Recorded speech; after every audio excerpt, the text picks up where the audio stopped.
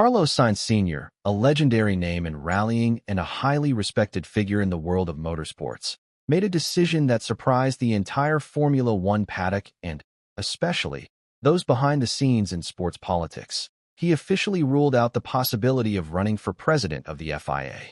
And not only that, with this decision, he ended up, albeit indirectly, exposing the true power that Mohammed Ben Sulayem currently wields within the International Automobile Federation.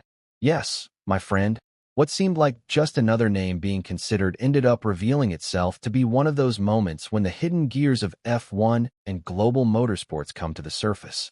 Stay until the end of the video, because what happened behind the scenes of this decision has much more to do with politics, influence, and power than with a simple personal choice.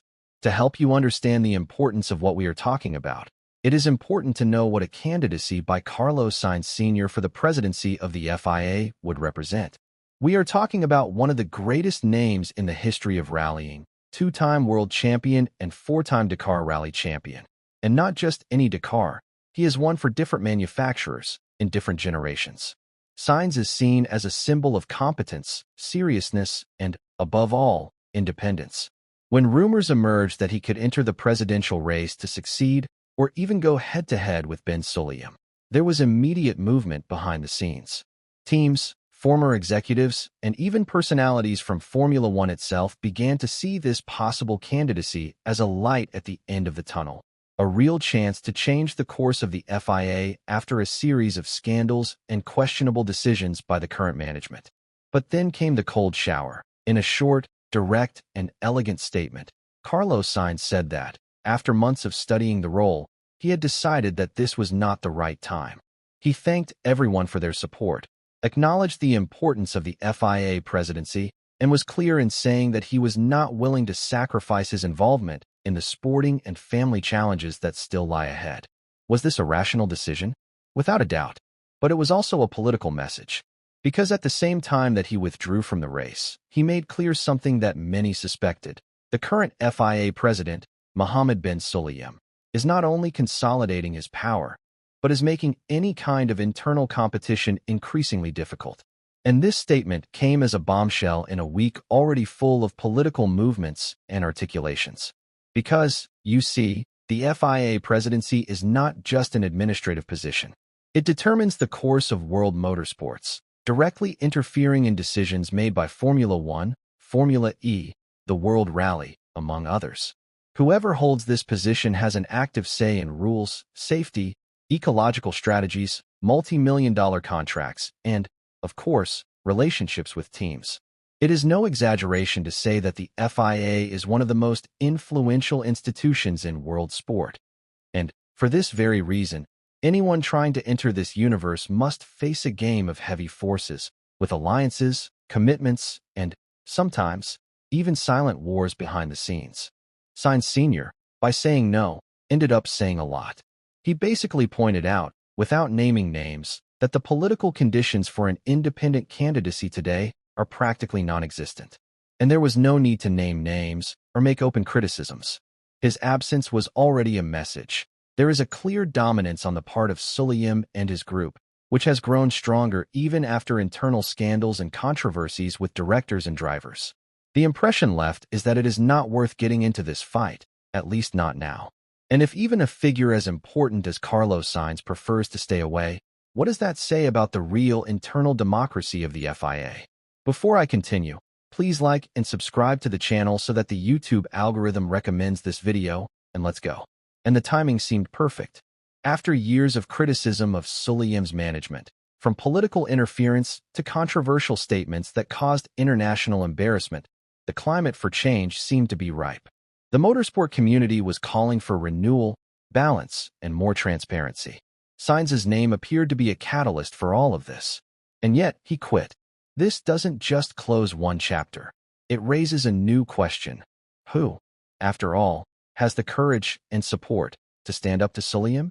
Carlos Sainz Sr.'s decision, quite the opposite. Behind the scenes, sources close to the Spaniard claim that he spent months seriously evaluating the proposal, meeting with influential members of the paddock, directors of different categories of motorsport, and even experts in international sports management. But, Despite the commotion that the news caused, the truth is that he was extremely honest about his reality. Sainz still has an active career in the Dakar rally and commitments with Ford Performance. One of the main motivations, the level of demand for the position. Being president of the FIA is not just about attending meetings and representing the organization at press conferences. It means living in politics 24 hours a day, facing public and private pressure, dealing with national federations that have conflicting interests, and navigating an ocean of disputes between categories, sponsors, governments, and manufacturers. And Carlos Sainz was very transparent in acknowledging that he was not prepared, or rather, not willing to give up his current projects to dive into this environment. Mohammed Ben Sulayem is now a name that resonates heavily in the most closed meetings of the FIA, not only because of the position he holds, but because of the way he has established himself as an almost unshakable figure within the institution. Since taking over as president in December 2021, the former driver from the United Arab Emirates has built a support network that goes far beyond the spotlight of Formula One. While the world focuses on the Grand Prix, Ben Sulayem has been working masterfully behind the scenes, strengthening alliances with national federations, continental leaders, and influential figures in international politics. The result is a scenario in which, even amid controversy and heavy criticism, he remains steadfast, with virtually no real opposition to his re-election. Sulayem's influence begins with his origins. He represents one of the strongest economic and political blocs on the planet, the Middle East. His nationality, combined with the financial strength of the United Arab Emirates, grants him not only prestige, but also access to resources and institutional support that few competitors could match. During his term, he managed to expand the FIA's presence in projects involving sustainable mobility, traffic safety, and the development of smaller motorsport categories, many of which received direct or indirect funding from Arab countries.